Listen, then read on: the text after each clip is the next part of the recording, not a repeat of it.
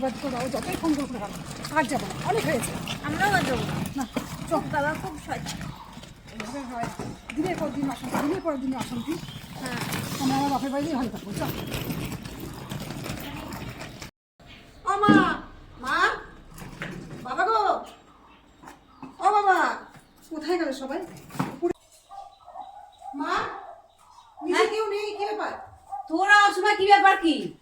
হ্যাঁ কি হয়েছে? ওই বাড়িতে থাকবো না, চলে এসেছি মা।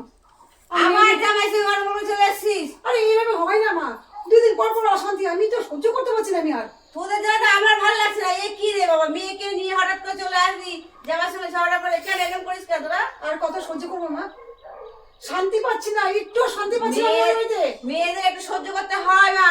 সেই বিয়ের পর থেকে সহ্য করেই যাচ্ছি। তোর বাবা দেখিস না কিনা ঝগড়া করে, আমি খাস না সহ্য আমি। করেছি, এখন আমার এই মেয়েটার জ্বালা যন্ত্রণা শুরু হয়ে গেছে। এই মেয়েটা তো বড় হচ্ছে, বলো এইভাবে থাকা যায় না। এ কি শিখবে? বাবা মা অশান্তি দেখে যাচ্ছে দিনের পর দিন। তোরও দোষ কম না, তুইও মুখে মুখে তর্ক করিস।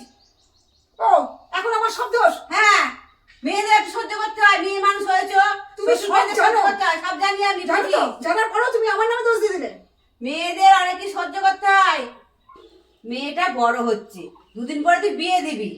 হ্যাঁ, বিয়ে দিতে সমস্যা হয়ে যাবে। তুই যদি এখন বালবাড়ি উঠে বসে থাকিস, দেখি ভালো দেখাবে বল? এতদিন তো সহ্য করছি, মেয়ে তো আর সহ্য করবে না মা।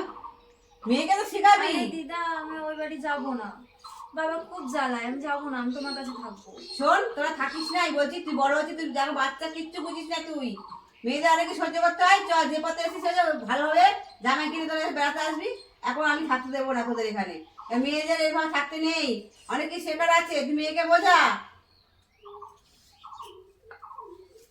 চ, এখানে আমার থাকা হবে না।